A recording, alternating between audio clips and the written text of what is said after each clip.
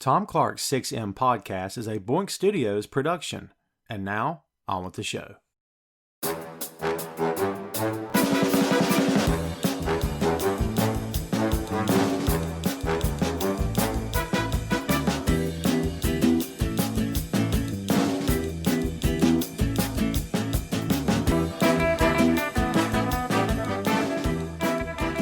Hey, what is up? Welcome to Tom Clark's 6M podcast. I'm your host, Tom Clark, and in this episode I'm joined by co-host Greg Ramsey.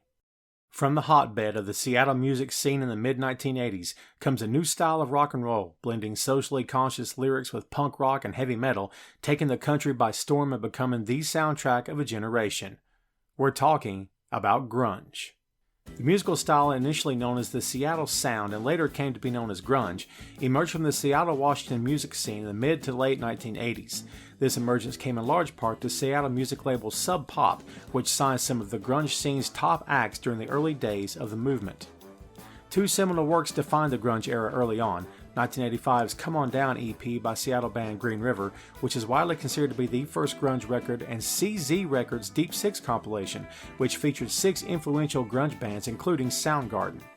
Grunge music is credited with rejuvenating rock and roll and bringing an end to the era of hair metal, which dominated the scene in the 1980s. It also gave a voice to Generation X, which includes people born between the years of 1965 and 1980.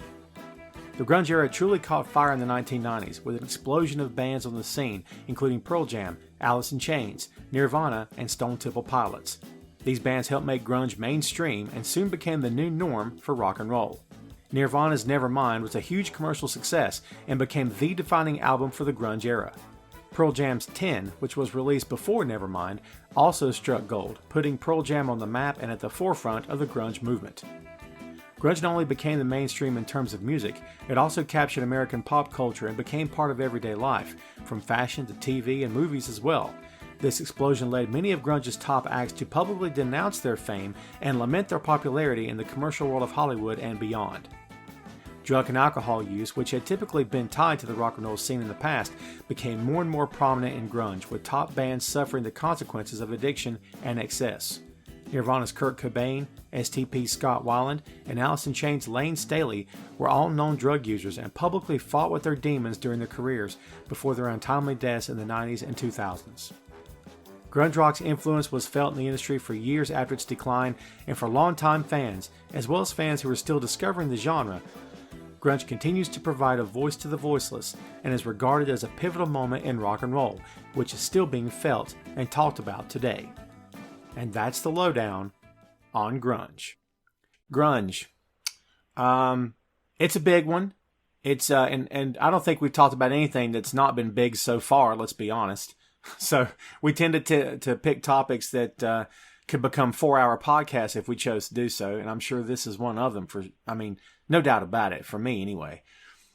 We started off this show with Metallica, which I know is near and dear to your heart, Greg, for sure. But I would have to guess, for both of us, and for you especially, grunge has to be right up there in terms of the kind of music you attach yourself to, the kind of music that speaks to you and speaks for you. I mean, what is grunge for you, man? Tell me how give me your thoughts on it. Grunge was kind of a mixture of metal and I don't know what other type of music. I can't really say, but it has that. Well, grunge had, especially when you're talking about Alice in Chains, they had that edge where they could almost be considered metal. Soundgarden too, but they also, go outside the box and, they can sound alternative as well. They really have deep songwriting, and I love that. I'm not going to lie, I was a fan of the hair bands, the glam rock during the 80s, I guess because the people, my friends and my brother that I was hanging out with, that's what we were into at the time, and that's all I knew. So this came along, and I was, getting older and maybe a little wiser, and I started to appreciate the deeper lyrics, songwriting, and it just changed for me in the 90s. I opened up my mind. and I have to say this, I was reluctant at first. It didn't happen right away. Probably around maybe the mid-90s is when I really started, checking this stuff out. And that's, ever since then, it's been my music. Yeah, and the reason, and I feel what you're saying, man, and to me it's, I think use the words checking it out, which I think are important because for anybody that's a rock and roll fan, when the grunge thing first hit, it was immediately labeled, almost from day one. It's almost like it was engineered that way by the press, by the media, as is often the case with a lot of this kind of stuff. But immediately it was labeled, well, folks, here's grunge. And we're like, what? Like, what the hell does that even mean, grunge? And it was more of the movement. Of course, all this originated in Seattle with the Seattle bands, right?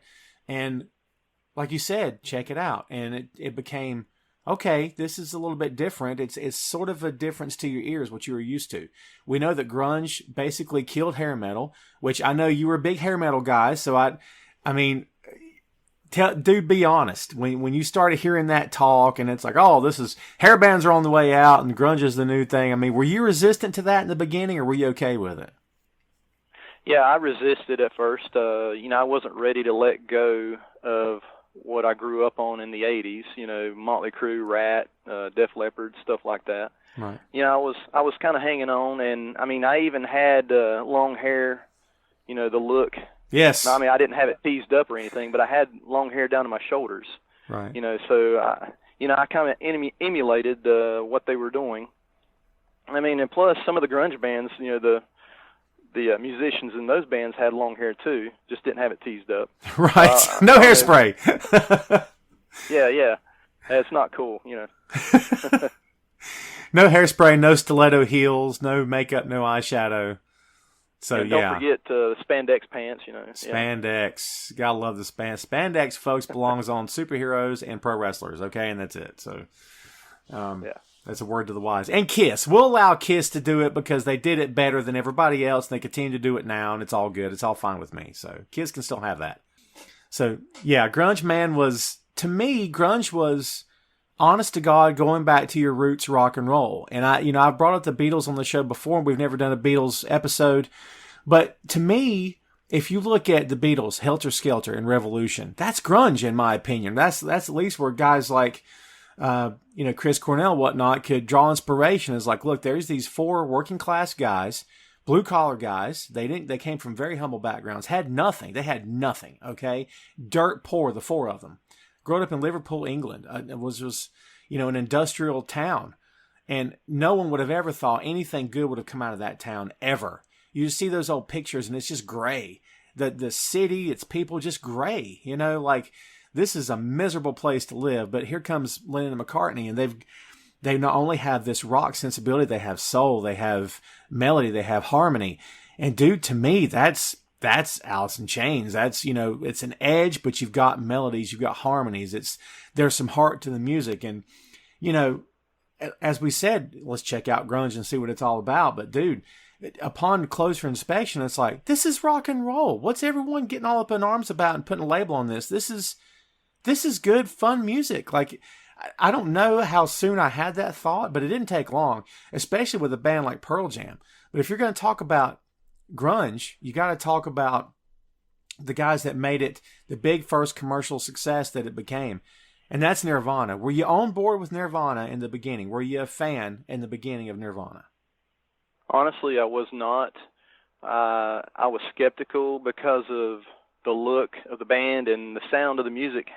It hadn't, yet reached me, deep within my soul. So, yeah, I was not a fan of Nirvana from the beginning. And of course, their first album didn't really make a hit like Right. Nevermind, of course. And, It Smells Like Teen Spirit, of course, put them on the map, if you will. Oh, yeah. And from then on, I mean, they went up, skyrocketed. But I don't know.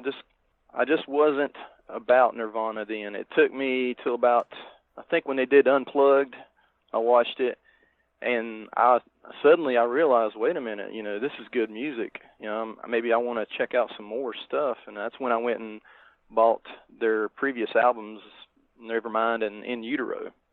And Bleach came out in 89. As we said, it's their first one. Nevermind was 91. That's the biggie, folks. That's got Smells Like Teen Spirit. That's what took what we were all hearing about and just ripped it in half. I mean, just let the thing break loose, and the floodgates open. Next thing you know, grunge is all the rage.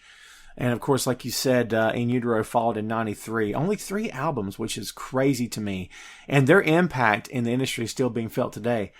I have to agree with you, man. I was not sold on them in the beginning. And for me, it had less to do with their look than it did that I just wasn't a fan of Kurt's singing. I couldn't get past the fact that I couldn't understand it. And, we all know Weird Al infamously did Smells Like Nirvana. And got their blessing, got the band's blessing to do it. And Kurt Cobain tries to make a joke and says, "Oh, what are you going to do? Make another song about food?" And Weird Al says, "No, we're going to do a song about how no one can understand what you're saying." And he thought that was hilarious. And so they rolled with it. It was awesome. I remember you telling me about that, and I got a good laugh out of it myself. I thought, that's perfect. I mean, in the first place, if you've got Weird Al doing a spoof on one of your songs, I mean, that's an honor, in and of itself. So, I wouldn't have been offended myself if I've been Kurt Cobain in the band. I would have been much appreciative. Oh yeah. And there's never been anything negative coming out of that camp, out of the Nirvana camp at all, in terms of, oh well, we were just lying for the No, dude, they were humbled by that. And if there's anyone that could appreciate self-deprecating humor, it's Kurt Cobain, who never took himself seriously, who never took his band seriously. He just wanted to be a musician, and had this fame thrust upon him, and we see what it did to him, after the fact. I mean, that's not the only issues he had going on. Obviously, folks, we're not suggesting that the fame is what did it for him, but there was other stuff happening for him mentally as well. But I'm sure it attributed to it. In terms of who I personally gravitated to, I tended to gravitate more toward Pearl Jam in the beginning. And Pearl Jam's fame came almost immediately after Nirvana's, within the next year or so. Pearl Jam was more of an ensemble cast. It wasn't a trio. It was like, and listen, let's call for what it is here, folks. We don't want to not do our shows and not give you some quick facts.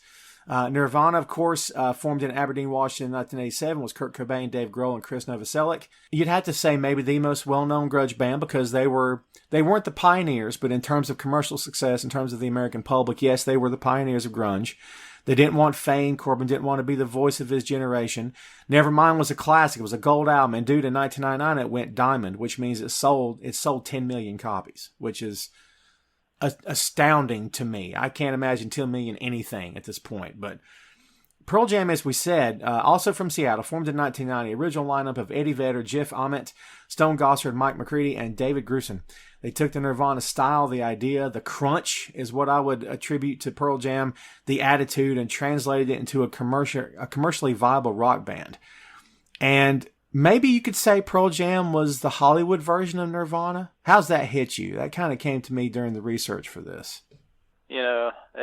It never occurred to me, but yeah, I could see that. They're more accessible than Nirvana. You know what I mean? Yeah.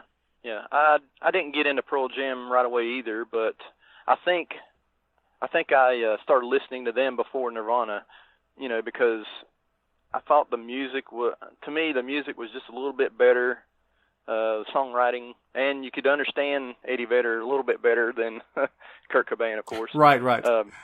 But there were times that you couldn't understand Eddie Vedder either, so that, there's a similarity. Yeah.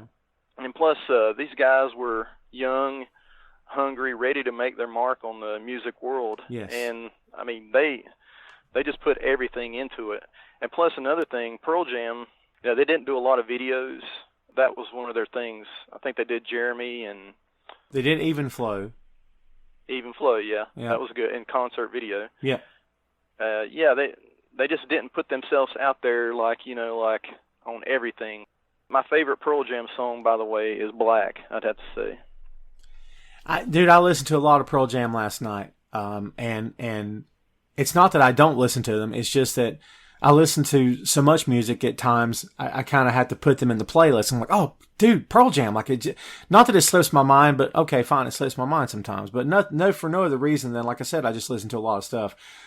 And I don't know, man, I've got some favorite Pearl Jam songs. And to me, Do the Evolution is still one of the most fun Pearl Jam songs ever. And of course, we know that Eddie Vedder drew huge inspiration from Neil Young. And basically, Pearl Jam is Neil Young in rock band form and moving through the grunge era. And Neil Young's been called the father of grunge, that they all sort of look to him as the godfather of the whole thing, because he had that sound in the 70s. He had that sound in the 60s, 70s, 80s, where it was, not known as the best singer, but man, could he play. And he played hard, and it crunched. I keep coming back to the word crunch, and it kicked you square in the teeth. And the stuff he was singing about, man, just grabbed you by the throat. And I can totally see why they would consider him inspiration. Honestly, I didn't really know much about Neil Young. I'd heard the name, but I didn't really know his songs until after I'd read, that Eddie Vedder and Pearl Jam had gotten some of their inspiration from him. And that's when I started listening a little bit to Neil Young, and I was like, hey, this is pretty good too. Right. Oh, dude, he's so good. Neil Young is so good. At his worst, he is flighty, and he doesn't care, and if it doesn't sound right, it's whatever. But at his best, it's everything I just said and plus a whole lot more. So what doesn't work for him also works for him. And, to be blessed with that talent, to be blessed with that insight of, I'm going to do it the way I want to do it. I don't really care what Hollywood says. I don't care what the record company says. Screw this. I mean, that's rock and roll. That's punk rock right there. That's exactly what that is. That whole attitude of, well, you don't like this, F you, I don't care. I mean, dude, nothing says rock and roll more than that. So, yeah, Pearl Jam's fun, dude. And the Pearl Jam's still going today, for sure. Yeah, the longevity, no doubt. I mean, I have to admit, I haven't bought any Pearl Jam albums as of late. I think the last one that I bought was binaural. Mm-hmm. So I'm a little bit rusty on current Pearl Jam, but the classic Pearl Jam, yeah, wow. At any time when I'm rolling in my car, I've got a Pearl Jam CD, or multiple CDs in the car where I can just pop it in and go back to the 90s, back to my youth a little bit. Oh yeah, man, and it's there's nothing like it really, and that's the way it is for a lot of people. Just going back, like you said, reconnecting to the past, reconnecting to their youth, and really, I mean, grunge is the voice of Generation X, and we didn't have a name that I knew about until grunge hit, and all of a sudden we're being called Generation X, and I'm like, well, there's worse things to be called, I guess. So, I guess we all just kind of roll with it and didn't fight it. I'm okay with saying I'm a Gen Xer. I don't really care. It's fine with me. So, yeah, that works all day. I'd like to point out a funny interview I saw. It was about the grunge movement. They interviewed George Lynch, there you go, formerly of Dokken, and he was talking about all of this grunge movement explosion going on. When he's trying to the music back in the 80s. He was a part of it, and great guitarist, by the way. Oh yeah. He said, what? All of a sudden, he says, "What am I going to have to do now? Buy a flannel shirt?" Right. Hey, be honest. Did you wear flannel? Be honest. I did when I was growing up, a little kid. Right. My mom dressed me in the flannel shirt, so I was ahead of the grunge movement. You were a trendsetter. At the time, no, I didn't wear grunge. Anything with the grunge. I liked the music. I eventually came to like the music, but I never really, got the clothes or anything. I wore some flannel. I never wore the ripped jeans. I had some acid wash jeans in the 80s, but we're not going to talk about that. And I wore some flannel, but I don't recall ever wearing it thinking, hey, I kind of look like Eddie Vedder. It's pretty cool. Like, I don't recall doing that. So it just was comfortable and fit. And, some of this music, you can't say all of it. You can't say all of it because a lot of grunge, really makes you think and gets, like you said earlier, gets to your soul and just rips away at you and makes you uncomfortable. Some of the best music will make you uncomfortable because it makes you think. And if you just want a toe-tapping song, no disrespect, we've said this before, you turn on AC/DC. If you want to think about something, you might want to turn on Pearl Jam. You might want to turn on even Rage Against the Machine if you really want to think about something. So, different tastes for different moods for different days, I suppose. You can't really talk about this movement as we have referred to it already here on the show without talking about the other well-known bands that hit around the same time. Soundgarden, Seattle, formed in 1984 with founding members Chris Cornell, Kim Thayil, and Hiro Yamamoto. Matt Cameron became the full-time drummer in 86, and Ben Shepherd replaced Yamamoto on bass in 1990. Soundgarden really brought the deep, introspective lyrics and mood thanks to Cornell, who led the way for the band with his style.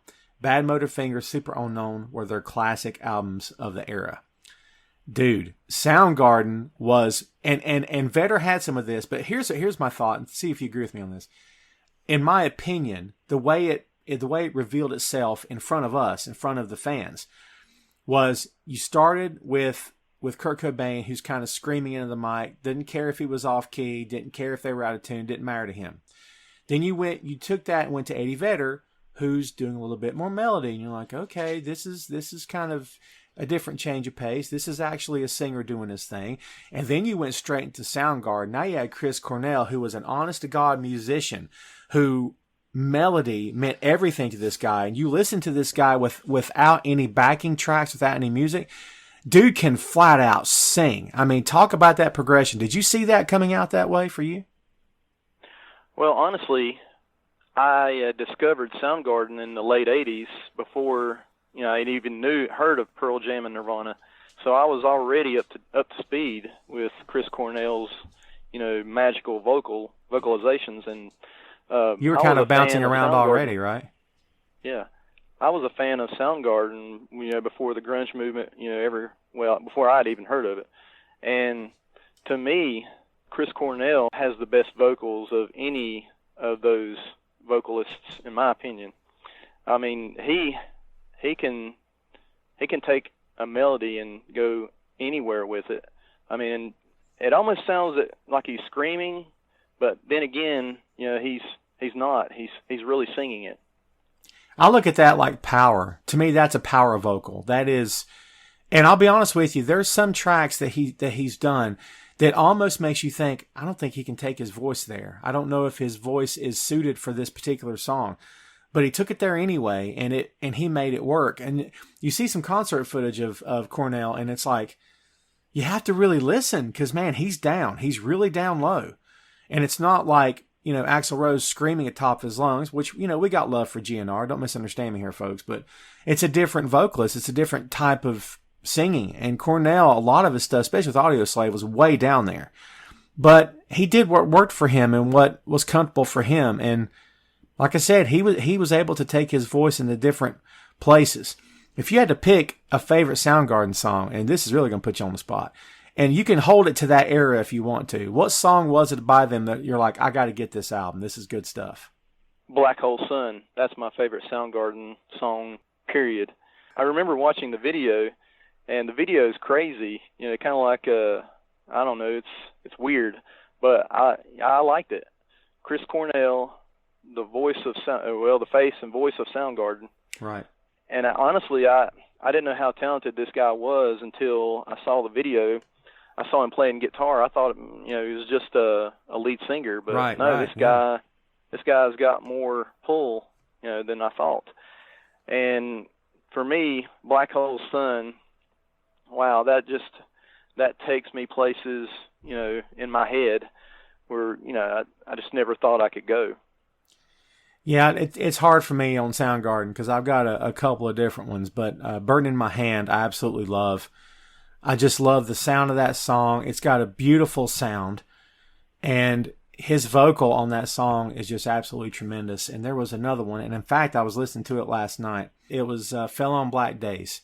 That to me is, personally speaking, my favorite Soundgarden song. And again, I can't. We could talk about Chris Cornell. Listen, we could have made this show all about Chris Cornell. Let's just be honest. This whole hour could have been, the topic today is Chris Cornell. Because, dude, I could do an hour on Cornell easy. Just what he meant, what he means to so many fans out there I'm a bass player today because of this guy. And, just imagine who else he's inspired. And dude, that's something we haven't talked about yet, is talk about the inspiration that a lot of these bands had on bands today who were going and who were together because of the grunge era. I don't think we can discount that at all, man. There's got to be something to be said for that, for sure. Oh, of course. And as I said, Chris Cornell, my favorite vocalist of the grunge era. I mean, what else can you say? This guy, like my brother once said after his passing, he said that guy had a set of pipes on him. And I thought that was a great analogy, a set of pipes, because, man, when this guy sang, you felt it deep in your soul, and he reached so many people, and I know he inspired a lot of people in the music industry, made a lot of friends. Well, how could you not like that guy? Oh my God, yeah! And you see an interview. I saw an interview with him. He was wearing dark glasses in a record station, like doing this interview with like a disc jockey or something, one of these on-air personalities. He had dark glasses on. He was such a rock star, like just such a rock star. And I'm like, oh God, it's like Prince. That's what it reminded me of, was this guy's Prince, man. He's on another level. Like all of us are on this planet. He's on another planet. I mean, he's just, his talent, his frame of reference, his state of mind, his inspirations, where his motivations come from, the things he likes to talk about and sing about and write about. He's on a different plane of existence for sure. And it's, I can't say enough good things about Cornell, and I'm sure we're not done talking about him, but I gotta go to the next band. And I know you're a fan of these guys, and I'm still a fan. STP, one of the only grunge bands we're talking about here today that did not come out of Seattle, came out of San Diego, formed in '89. With Scott Weiland, Dean and Robert DeLeo, and Eric Kretz. They were like a pissed off Pearl Jam, which I stick to that, and I think it sounds good. So it's as if Eddie Vedder woke up and decided he no longer cared and just cut loose.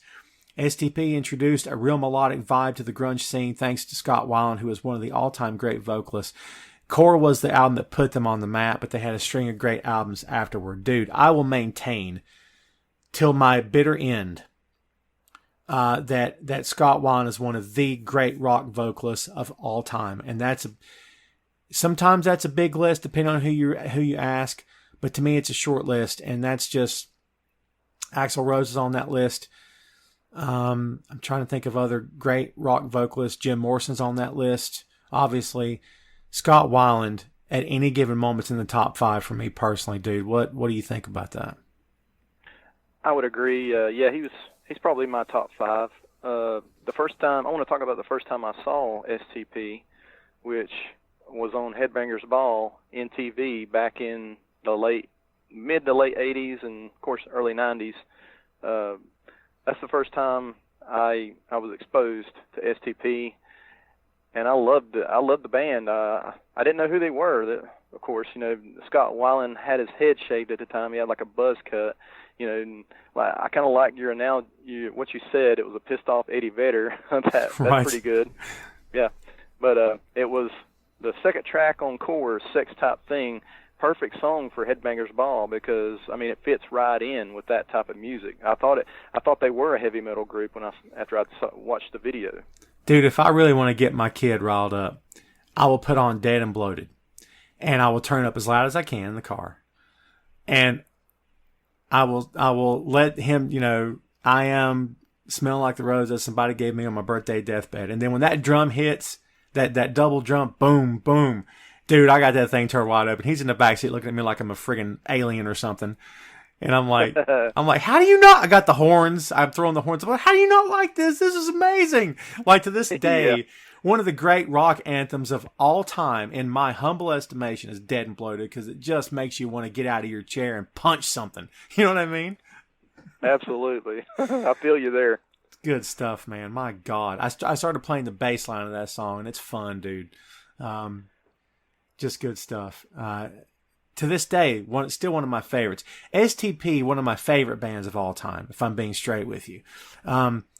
Scott Weiland, as I said, in my humble estimation, one of the best rock vocalists of all time.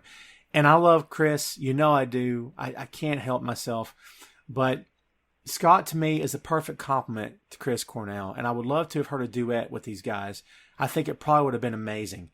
But Scott is everything a frontman should be and more. And we've talked, through the years about who we consider to be great frontman. Axl Rose is a great frontman. Brian Johnson from AC/DC is a great frontman. David Lee Roth, all great frontmen in their own way, doing their own thing, bringing their own life to the stage, bringing their own energy to the stage. Dude, Scott Weiland was an artist, a flat out artist. I mean, yeah. And you're talking about, in your opinion, the greatest vocalist of all time.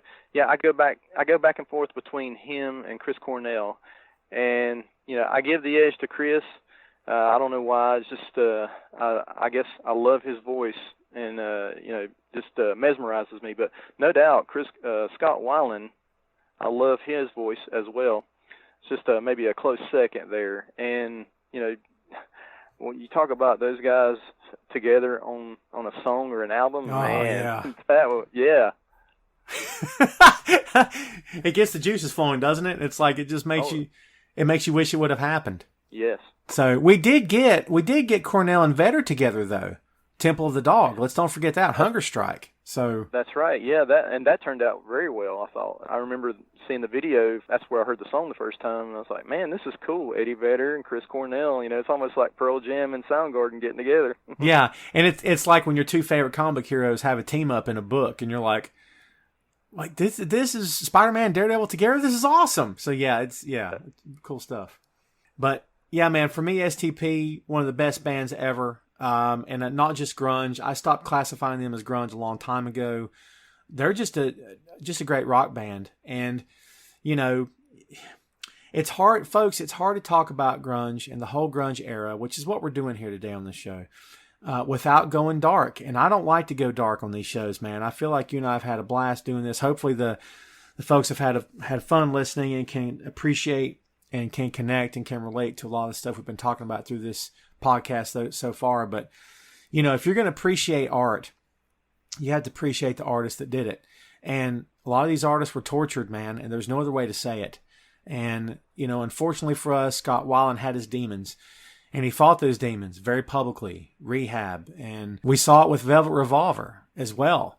And, by the time Velvet Revolver happens, the remnants of GNR, which was Duff McKagan and Slash, they had already been through this. They were done. They were clean. And they didn't want to do that stuff anymore. They just wanted to play. Weiland wasn't past it yet. And it took him a long time. And apparently he never got past it. And that's one thing that disappointed me about, great musician like Scott Weiland and, say, Lane Staley, Chris Cornell. They kept leaving their initial band. Like Scott Weiland, he kept going back to STP, and he thought, okay, yeah, hopefully he's clean, and they're going to stay together. But then, he would fall back and disappear again.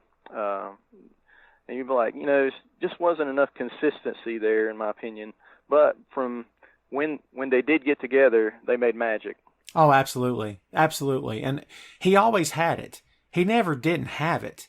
He always had it, right? We talked about it before, too, about what is it, how you define it. Dude, Scott Weiland had it, and he was on another level, just like Cornell. He just, it's like, I don't know what that's like. It's like teaching Superman how to fly. Talk to Superman about how great flying is. He already knows. You're wasting your breath on this guy.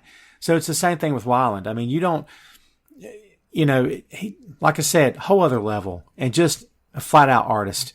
And the stuff that he did later with Velvet Revolver was great stuff, and it was fun, and it was very reminiscent of his earlier work with SCP. They sounded like GNR, but they sound like GNR with Scott Weiland singing vocals, and fun stuff. And they were such a good band, but like we said, man, he couldn't let it go. And it's easy to sit back in judgment on people that fall to their addiction. And I'll be honest with you, I've done it. I've done it before with some of these guys. I've done it. But man, when it hits you close to home and it hits you in the family, in your own family, dude, your perception changes, your opinion changes. And trust me, folks, when I tell you, if it ever hits you close to home, your opinion will change. And mine has. And it's, you don't know what's going through someone's mind or in their heart, dude. You don't know what they're dealing with sometimes until much later, which is the shame of all of this, right? Yeah, I don't know how many times, I've been critical of other people and maybe celebrities, and then I stop myself and say, wait a minute, that could be me, I mean, we're all human. I could have lived that lifestyle, and I mean, who knows what happened to that person growing up, what they went through. And, Scott Weiland, no exception, but his time with Velvet Revolver, I remember you let me listen. I think you let me listen to the album the first time, and I was instantly hooked. And, my favorite song from them is Fall to Pieces. Scott Weiland, yeah. It's just a vintage Scott Weiland. That voice and the lyrics, man, it just grabbed me. Yeah, and this is a guy that didn't cover up his addiction. He didn't hide it. He sang about it. Some of his best songs were about his addiction that he couldn't kick. And that's a tortured artist, folks, and that's someone who's not hiding their pain, they're sharing it with you. Tom Clark's 6M podcast is sponsored in part by Radius Law Group. Every day, Radius helps individuals, families, small businesses, and nonprofit organizations throughout North Carolina, Florida, and Pennsylvania resolve their legal issues by providing effective legal counsel in the areas of estate planning, as well as elder law and Medicaid. Radius Law holds the radical belief that working with a lawyer can indeed be enjoyable. So give them a call at 1-800-519-5667 for more information and tell them that Tom Clark's 6M podcast sent you. I mean, it's kind of an odd comparison, but back in the day, the Beatles do Help. And people, oh, it's catchy, tap your foot, bob your head, sing woo, it's Help. John Lennon was singing about depression, about how bad he felt. The song was called Help. He was telling the whole world, help me if you can, I'm feeling down. I mean, but it was a pop song. It was a pop rock song, right? But, the best artists use their pain and they channel it and they put it into their art. And it becomes timeless. And that's what Scott Weiland did with his music. Which brings us to Alice. Alice in Chains. Back to Seattle, 1987. Original lineup, Lane Staley, Jerry Cantrell, Sean Kinney, and Mike Starr. They took the best of both worlds with hard rock, more on the metal side than punk rock. Big riffs and hard-driving rhythms, paired with the incredible harmonies of Staley and Cantrell. Facelift was the first album in 1990. This is a dark one, but you can't discredit the great music because there was some great music. But the positive, the takeaway, the take home from this band is the combination of Lane Staley and Jerry Cantrell. Angels, brother. The singing of angels. I don't care what anybody says. They put you on another plane of existence with their harmony. I mean, just they made this band mean something because of the singing. This could have been another rock band, could have been another grunge band. But the first time you heard these two guys harmonize, dude, talk to me about that. Talk to me what it did to you when you started hearing these guys and how they sounded together. Oh man, it was beautiful. And when you hear these two guys sing, it's almost as if one person is singing. Their voices just flow together so well. And I can't say enough about what it did for the band. And the songwriting too, of course. Both great songwriters, both great voices. But yeah, Cantrell and Staley, man, that was just together. And yeah, I know both those guys had their problems too, addictions and drug abuse. Early in the career, and unfortunately, Lane wasn't able to kick his, and it eventually did the same thing. Kind of took his life. But Cantrell was, very lucky. He saw what it was doing to the rest of the band and himself, and he decided, I'm not going to do this anymore. I don't want to live like this anymore. I want to make music, of course, again still, but I'm tired of the drugs. I'm tired of it. It's not doing anything for me. It's killing me, like it killed Lane Staley.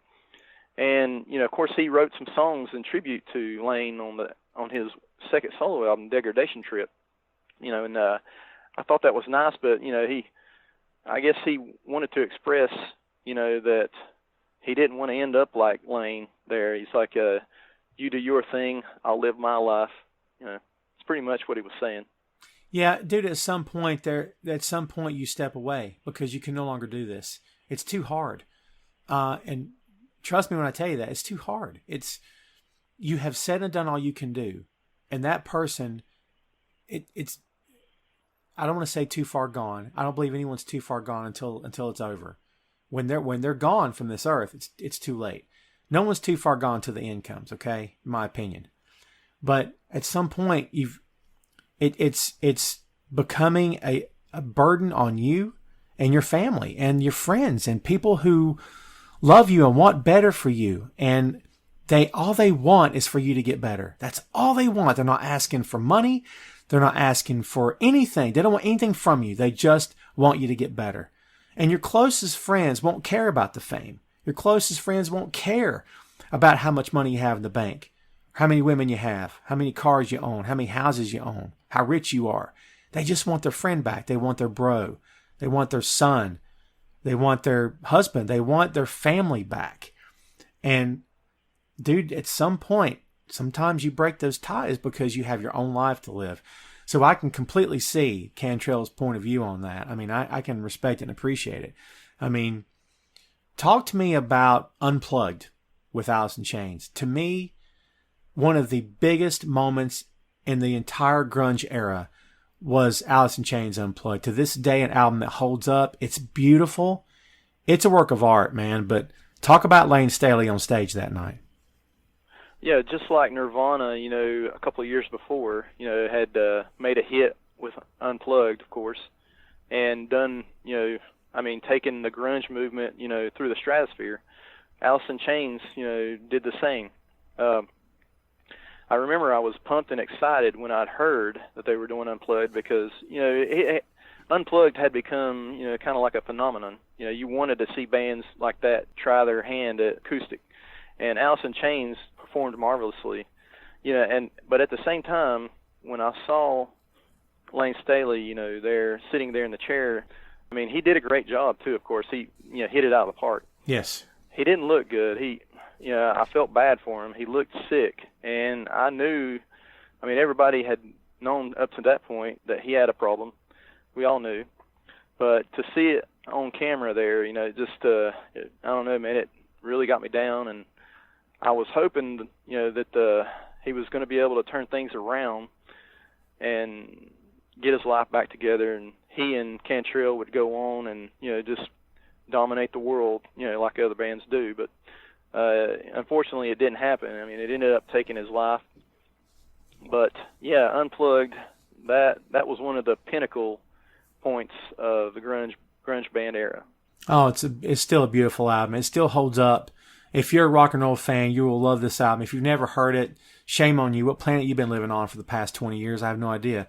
But just amazing stuff. This album helped me through a breakup, and it was part of the soundtrack of my life when it happened. And I remember just getting in my car at the time, and with the windows down, turn the AC off, and roll the windows down, and turn this album up, and I would just drive. And that's something I did a lot in my youth, was just drive. I had nowhere to go. I was never a hellraiser. I never did drugs. I never drank in my life. I still haven't. And I never tried anything, dude. I never had any trouble to get into. That's not who I was. But I would just get in my car and just drive for hours. And I'd be gone at 3:00. I'd come back in at 9. And, mom's kind of there looking at me, and she knows that everything's good. But, sometimes you got to deal with stuff, man. Deal with stuff in your mind. And music was my medicine through a lot of the times I went through as a kid, as a teenager, and as an adult as well. And this album, it has a special place in my heart. And like I said, it got me through some tough times, man. I hear you there. And I'd be remiss if I didn't mention maybe the funnest part on the album. They're in between songs, and I think Lane Staley just, goes off on the mic and he says, okay, we're going to jam to an LL Cool J song. So, and then I think Cantrell goes into it. You hear that bass, and then I'm sitting there, I'm listening, and all of a sudden I say, that's Enter Sandman. I was Right. like, man, they're making a joke about Metallica. I knew they were friends, of course, and I was like, that's pretty cool. I love that. Yeah, it was a nice touch. And, we talked about this on the Metallica episode, man, that musicians appreciate other musicians, much in the same way that pro athletes appreciate other pro athletes, and there's a camaraderie and respect there. Dude, a guy from any walk of life, from any genre of music, can appreciate someone else. And that, to me, was a nice thing to see. And, there's been feuds in rock and roll, like there's been feuds in rap and hip hop over the years, just silly stuff. But to see two bands kind of just hanging out and enjoying each other, and one band enjoying the other's performance on stage, and that had to have been cool for you, seeing as how you were already a big Metallica fan anyway, right? Of course. I mean, but what really, what really got me was when you told me that Metallica was sitting in the audience, listening. And I thought, man, that made it even better because, they, a little joke to the guys in Metallica. And I know they got a big kick out of it. I would have loved to have seen their reaction there. Oh, yeah. Good stuff, man. And, it's just one of those moments because, look at it this way, man. There's a lot of great moments from this genre of music, a lot of cool stuff, and a lot of happy times. I mean, we go dark on this particular episode because it's kind of part of the package. A lot of deaths that came out of this, unfortunately, through the years, and some of them didn't happen right away. Cornell's been gone for only a few years now. Seems like forever, though, doesn't it? I mean, oh yeah, crazy. I miss him so much. I mean, what else could he have done? That's the tragic part of it. It's the same with Lane Staley and Scott Weiland. You think about what might have been. But still, I mean, it doesn't, you can still go back and, I mean, you've got what they have, what they accomplished. You appreciate what they did while they were alive. Oh, for sure. Their legacy. They left the legacy behind for sure. And it's not exactly the same, but people for years have talked about what could Buddy Holly have been? I mean, the infamous plane crash that took the lives of Buddy Holly, Richie Valens, and the Big Bopper. I mean, that was, it didn't have to happen, obviously. It was one of those freak things, and, none of these three guys had anything to do with that, obviously. I mean, it wasn't like a suicide or something like, or an addiction or whatever, but, what could Buddy Holly have done? What more could Elvis have done if he could have gotten a hold of his demons at any point in his life? But what could Morrison have done? What could Hendrix have done? The way you phrase that, dude, is perfect. What more could Chris Cornell, what more could he have done on this planet that would have been, oh, this is a work of art, this is amazing? Yeah, I mean, and Alice in Chains, talk about favorite albums or songs. My favorite album has got to be their self-titled album with the three-legged dog. And there's an eerie line in one of the last songs called Frogs, where Lane, it's just not much is going on in the song, but there's still like a guitar, maybe a low guitar. Lane's talking, and he's saying, next week I'll be 28. I'm still young. It'll be me. And I thought to myself, does he know where he's headed there? Does he know? Has he seen into his future somehow and seen that he's going to die? That to me was, wow, got goosebumps there. Yeah, it was a very heavy album, dude. It was very deep. I just remember Grind, and again, to me was the heaviest I think that they had been since Man in the Box. And dude, when you hear dude, shut up about Man in the Box. Are you freaking kidding me right now? I talk about a song that doesn't get old, that still holds up. Dude, Man in the Box is tremendous. I mean, good God. I still love that song. Yeah, that was, of course, I watched the video. That was the first time I'd seen Alice in Chains. And, wow, talk about love at first sight, man. That was me. Man in the Box. I loved the video, loved how the guys looked, and I loved the song. Oh, yeah, for sure. And we'd be remiss if we didn't mention Over Now and Heaven Beside You. Two timeless songs, two classics from this band. Great stuff. Yeah, again, that's one of the albums I keep in my car, keep ready to pop in the old CD player and just jam away. It transports me back to a time in my life that, it's over with, but in my head, I can go back. I love that we got off on this because, a lot of sadness, but a lot of, as I was saying earlier, a lot of happy times, a lot of positivity coming out of this era as well. And you can't let go of that stuff, man. I mean, Since we're on the subject of songs, dude, tell me about some of your favorite songs. It doesn't matter what band, but give me something good, dude, because I know I got some favorites as well. Well, of course, I mean, Pearl Jam, my favorite song, Black. It's a sad song, but it's my favorite Pearl Jam song. Eddie Vedder, man, he's tremendous. What else could you ask for in a vocalist in that song? Another favorite song, Alice in Chains, probably, in my opinion, would be Again for me. Like you just mentioned that song, but yeah, instantly loved the song, and when I saw the video, it made me like it even more. Nirvana, I'm not sure. I'm thinking maybe Come As You Are. Love that might song. Be my favorite. Yes. Might be my favorite Nirvana song. STP. That's a harder one, man. That's a hard one for those guys. Yeah, I'm going to say Big Empty for me. Yeah. I know it's not what you would expect me to like as a favorite song from them, but right. Big Empty is my favorite STP. Interstate Love Song. I still love that song. It's still one of those songs, and oddly enough, it could have been called anything, but it's a driving around song, isn't it? You could just turn it on as you're driving the interstate. Oddly enough, right? But yeah, I'm glad you mentioned that, because Scott Weiland said that they came up with the inspiration for that song. I don't know who was driving the truck, but they were on the back of a truck with the tailgate down, just going down the highway, and they were drinking beers, and that's where they came up with the idea for that song. That's great, man. I love backstories.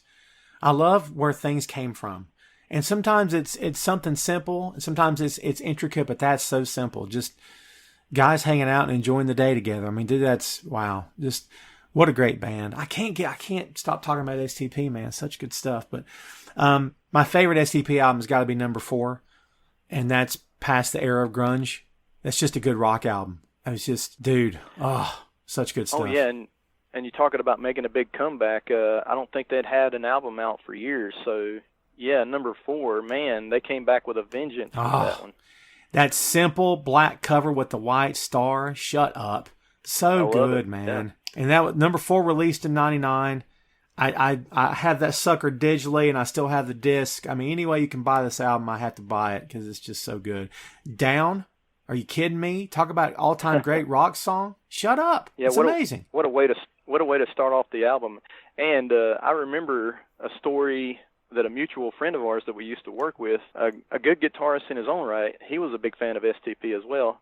I remember him talking about them playing the single Down on the radio, but before, the DJ comes on and says, do you want to hear the latest Britney Spears song? He says, no. It's like, how about the new STP? And it's like, here you go. They go in, and instantly, he was telling me, man, it's awesome. You gotta hear it. You gotta get this album. I was like, yeah, I'm there, man. Oh, so good, so good. Church on Tuesday, love that song. Sour Girl, Jesus. The whole album was hits, nothing but hits. Yes, Atlanta. I mean, dude, he's always sounded a bit like Morrison. He never sounded as much like Morrison as he did on this album in the slower songs, for sure.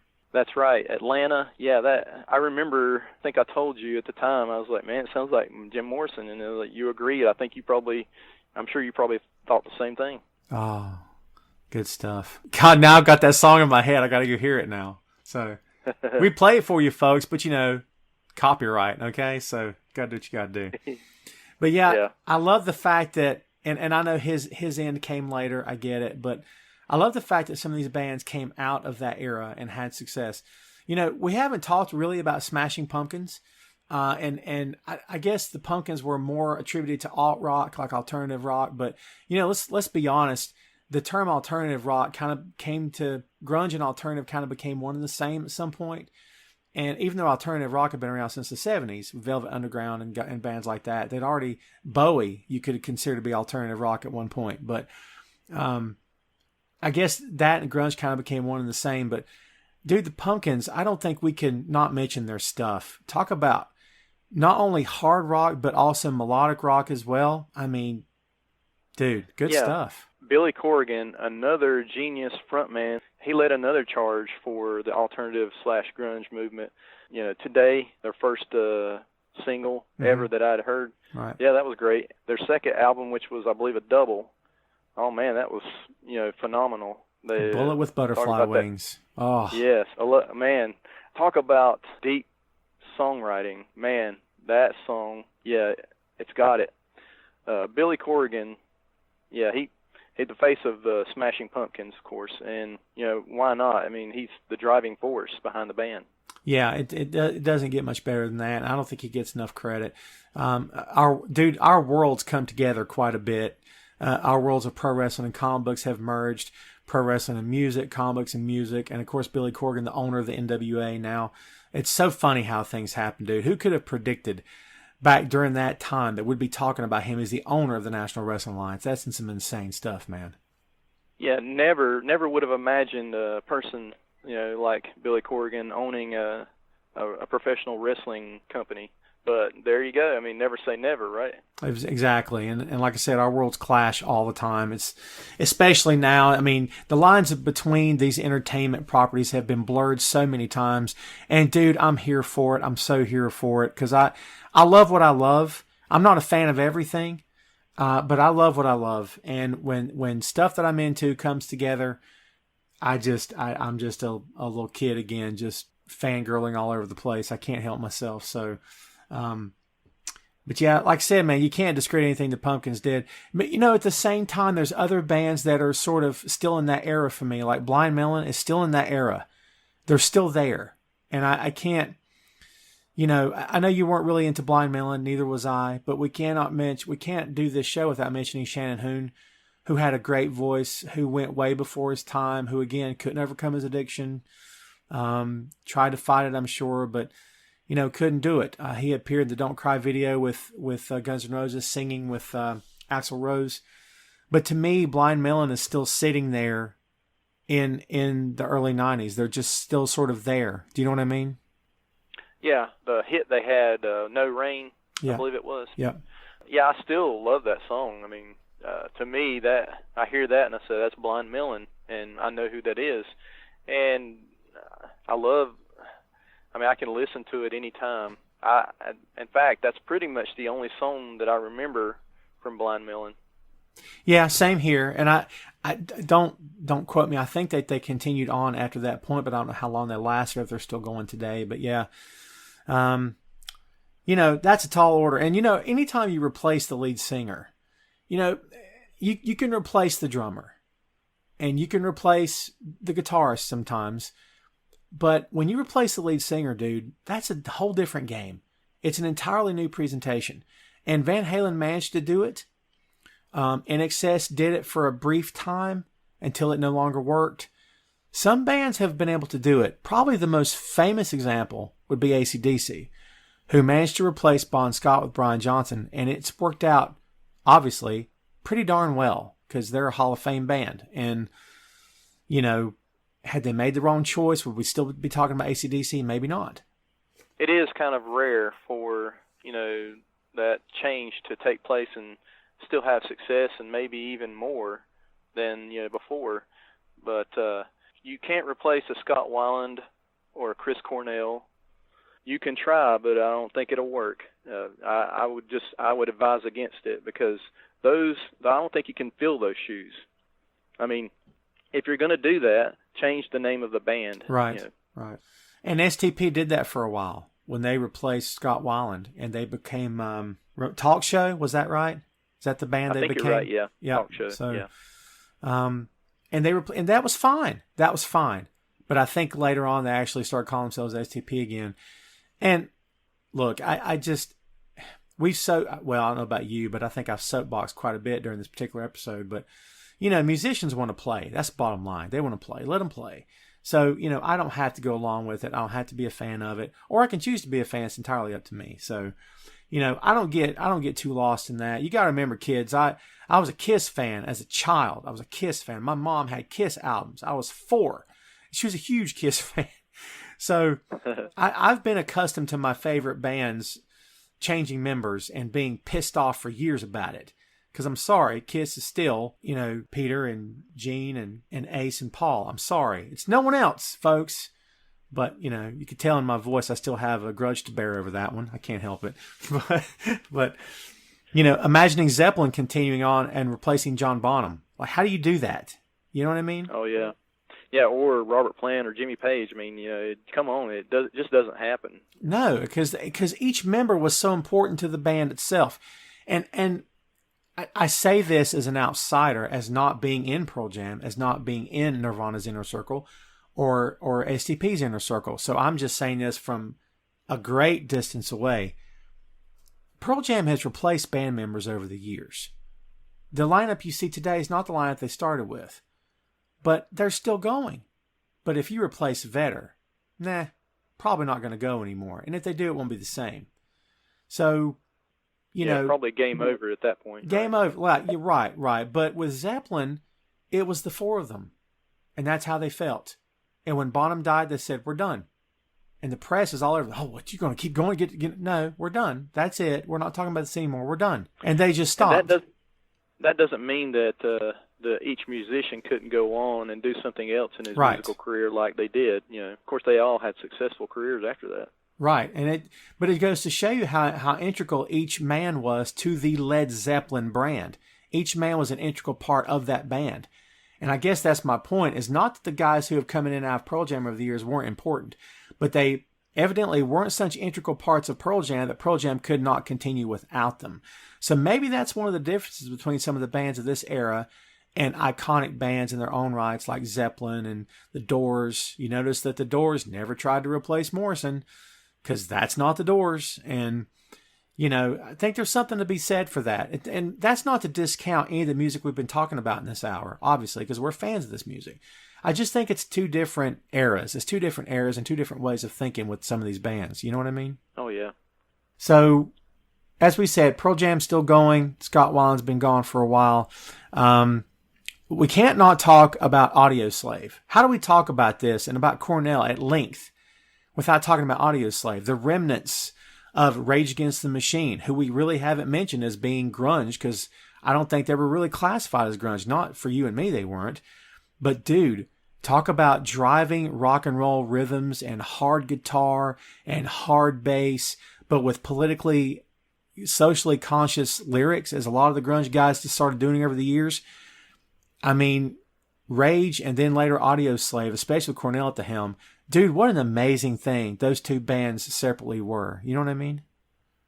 Yeah, it kind of reminds me of Scott Weiland with Guns N' Roses as Velvet Revolver. Yeah. Again, just a wonderful combination, magic all around.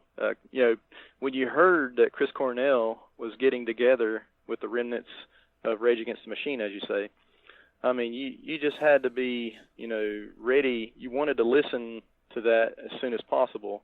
I'm going to the store. I'm getting that CD. Right. I don't care. I know it's going to be good. I mean, it's two things that I like coming together, and I know it's going to be, it's going to be magic.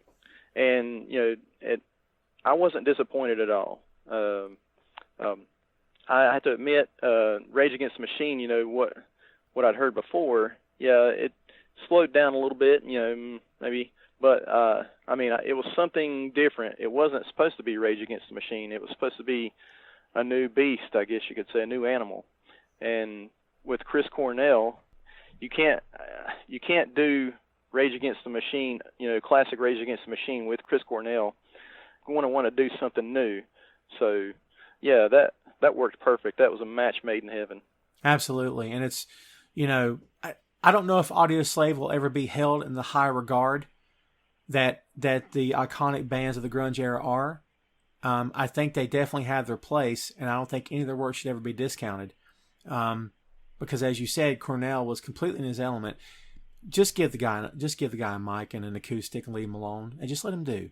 The best artists, the best of the best, just give them a mic. That's all they need, and just let them be themselves and let them put their art out for the world. And some of this stuff, it just remains some of the best pieces of art that we as fans could ever hope to ask for from any of these guys. And, not for nothing, folks, we talked a lot about the dark aspects of this genre of music and unfortunately the bad things that happen. But these guys put themselves out there for your entertainment, for our entertainment. And they put their lives out to bear, for better and worse. Not better or worse, for better and worse. They put their lives out there for the whole world to see. And it's hard to live in the public eye. I'm sure it is. But the pressures of being famous, of being a celebrity, was nothing these guys asked for. I mean, this wasn't, 80s hair metal guys who wanted to get famous because they wanted to get famous, because they wanted girls and they wanted fast cars and booze. This wasn't Motley Crue, guys. And dude, I know you're still a hair metal guy, but Nirvana had no interest in being Motley Crue. Neither did Soundgarden or Alice. None of them did. They just wanted to do their music. And, again, two different ways of thinking. So when you write from a dark place and you produce that kind of stuff, I mean, their entire lives are out there for the world to see years later. Not to dump on your band here, Guy, but I got to say this because it just hit me. When I listen to Girls, Girls, Girls, I don't hear anything. I got nothing from that.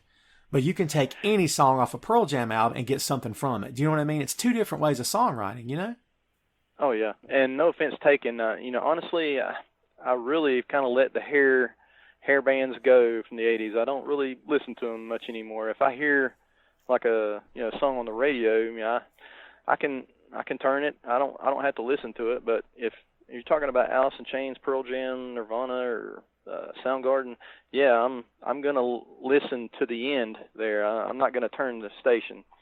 And talking about these guys putting their lives out there, expressing themselves, even if it's dark. I mean, if that's who they are, what they've been through. Yeah, they're gonna talk about that.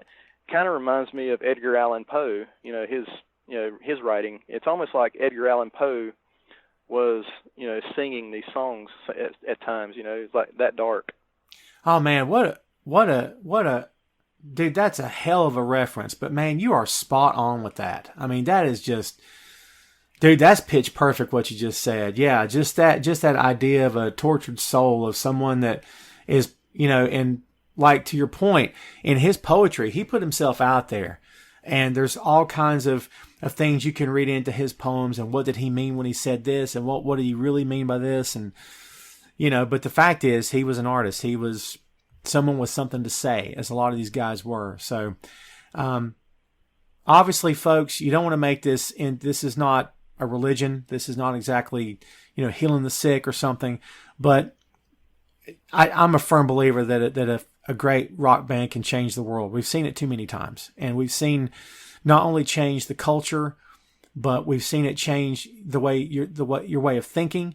We've seen change in people's homes, in people's hearts. And, there's no overstating the ability that some of these bands had and continue to have to this day, especially their lead vocalist, to really tear through all the nonsense and really hit you close to home. And that, to me, is the legacy of the best, the grunge era. I mean, we tend to pick topics, man, that we could go on and on for days about. And I feel like we could continue to talk about this till the sun goes down today. But, eventually we got to take it home. So I want you to hit me with something good here. If you had to wrap this up, if this thing were going into a time capsule and people really want to know your true thoughts on the grunge era, and if they didn't have time to listen to this whole show, if only part of this survived, what would be your last word about this? What does it mean to you? Grunge / alternative hit during the 90s, and I was in my late teens at the time. I know I was in high school, of course, but it changed my perception of the world. I went from hair band, glam rock, to like partying. I never really partied like that, but I kind of admired, these guys at a time, like Poison and Rat, Motley Crue. And I was into the music, from influences around me, friends and my brother, of course. You always kind of want to be like your brother, maybe if you have siblings. But for me, the grunge era, it spoke deep into my soul. It spoke to me, and it opened up a whole new world for me. I started thinking in a deeper way. It wasn't just like I want to rock and roll, whatever. These songs really caught my imagination and told stories, like Jeremy, for instance, Pearl Jam. I love that. I love the message in that song, the story. A spoiled kid, growing up with a dad who didn't really give him attention and love. and Eddie Vedder talking about, meeting this kid in school for the first time and how they picked on him, and, he lashed out. That, to me, I mean, that's the kind of music that I want to listen to. And grunge, it gave me a variety of stuff, acoustic and electric. Crunch you're talking about, yeah, it's sort of metalish, but then again, they can go, slow, and I mean, it might be a little dark at times, but sometimes that can help you through certain situations in your own life. Somebody else you can relate to. Absolutely, and again, it depends on what your point of view is, where you come from, how old you were when this music was out, or if you were even around when this music was out. Man, there's a whole other generation of people that didn't grow up with this, and don't know what it's like, and are only discovering it through downloads. And that's all. It's all well and good, man. I mean, I discovered music a lot older than I am, and I'm still discovering a lot of it to this day. So it's all good. You can still appreciate an art form long after its time has come and gone. But for something like rock and roll, which can be timeless, just like a painting or a sculpture can be timeless, it's the same thing. A piece of literature can be timeless.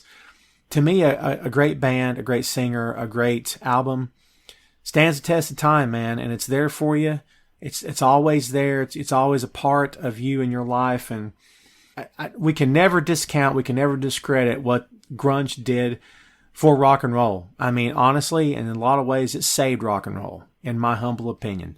And for the bands that made it, there's just no beating it. Some of the best music, in my opinion, at least in my lifetime, ever made came from some of these bands during the grunge era. And the good thing is, it'll always be there, and you'll always be able to access it. So that's the great part of this, and that's really the end legacy for me personally, is that I enjoyed it, I still enjoy it, and I can appreciate it for what it is and for what it means to me personally. And that is grunge. Hey, thanks for listening to the show. Check out our social media on Twitter, Facebook, and Instagram at 6M Podcast. We'll see you next time.